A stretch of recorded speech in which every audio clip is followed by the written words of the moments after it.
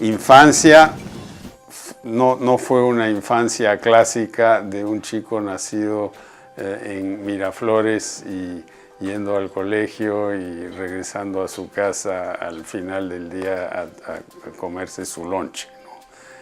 Claro, yo nací aquí en la Clínica Delgado el 3 de octubre del 38, un día fatídico porque fue el día del golpe en el Callao que llevó a la presidencia a Odría, y fue el día del golpe militar de Velasco 20 años después. En el primer golpe mi papá terminó preso casi un año porque era jefe de un grupo de médicos en el Ministerio de Salud Pública que trabajaban en el interior del país, sobre todo en la Amazonía y la Sierra, y que eran muy progresistas, eran admiradores de Aya de la Torre, que además era amigo de mi papá. En el primer golpe mi papá terminó preso casi un año porque era jefe de un grupo de médicos en el Ministerio de Salud Pública que trabajaban en el interior del país, sobre todo en la Amazonía y la Sierra, y que eran muy progresistas, eran admiradores de Aya de la Torre, que además era amigo de mi papá. Mi papá era un intelectual, un tipo muy bien preparado, sacó su doctorado en fisiología a los 22 años en la Universidad de Berlín, o sea, 1912, y luego participó en la Primera Guerra Mundial como mayor o capitán del ejército alemán en el Medio Oriente en cuestiones médicas sobre todo.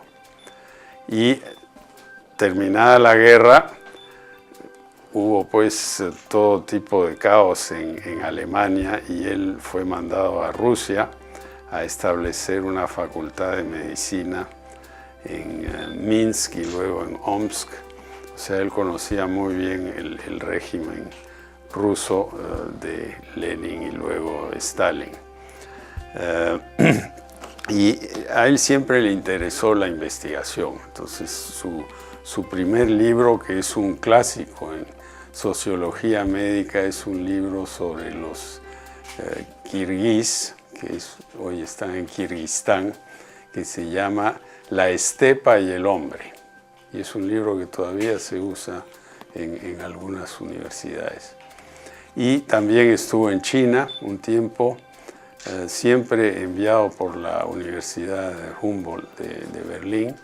Estuvo en Sierra Leona y luego en el año 29 fue en una misión a Brasil a trabajar en la eliminación de la fiebre amarilla, para la cual un grupo de médicos lograron una vacuna que es pues muy importante hoy, ¿no? Y luego vino Hitler y él se fue de Alemania, se fue un tiempo al Instituto Marie Curie en París, que era un instituto pues de gran investigación médica, pero él siempre fue un hombre del campo. Y vino una invitación de su amigo Carlos Enrique Pasoldán aquí en el Perú para que él viniera al Perú, que había muchas cosas que hacer.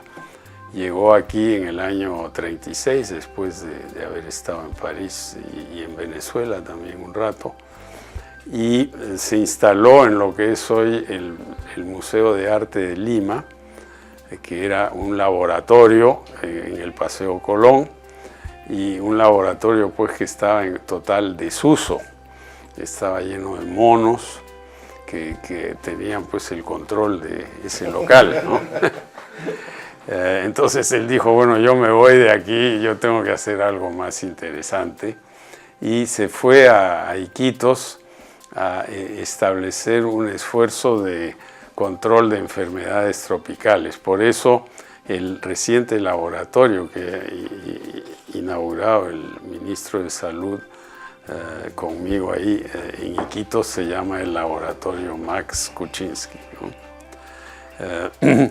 Y en Iquitos, bueno, todo el mundo le habló de la lepra y se fue entonces al leprosario de San Pablo, que queda a 3 días en Pequepeque de Iquitos, 3 horas en helicóptero. No está tan cerca, ¿no? Está en la frontera de Brasil y el Perú, cerca de Caballococha. Bueno, llegó al leprosorio y los leprosos estaban todos en jaulas, y había pues el mito que persistía de que era una enfermedad muy contagiosa, y lo es después de un contacto prolongado, pero después de darle la mano a una persona con la enfermedad de Hansen no pasa nada. Y cuando yo fui al leprosorio con mi hijita, que en ese momento tenía 6 años, yo le dije, tú le puedes dar la mano, ¿no?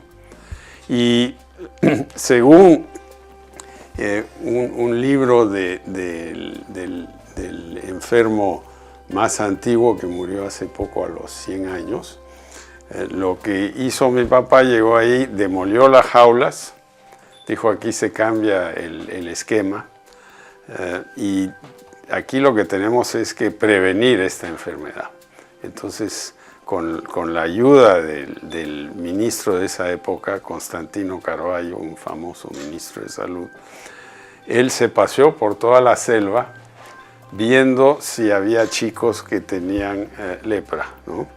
Y los fue trayendo a San Pablo a aislarlos, pero a que vivieran juntos, trabajaran juntos, y claro, después vinieron las drogas sulfa que ya permitieron eliminar la lepra. La lepra en el Perú ya no existe. Pues estuvimos en Iquitos un par de años, 42, 43, que yo era muy chiquito, y mi mamá pues venía de Ginebra, había sido profesora de literatura, se encontró con mi papá por ahí por el año 33, 34, y él le dijo, oye, yo quiero ir a América Latina, cásate conmigo, vamos. Bueno, una francesita pues muy literaria de Ginebra, esto de ir al Perú pues parecía una locura total, ¿no?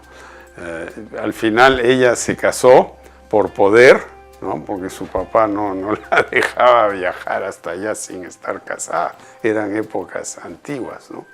Y llegó aquí en el año 36, y tuvo a mí en el 38, a mi hermano en el 41, y 42, 43 estuvimos un tiempo en Iquitos, ¿no?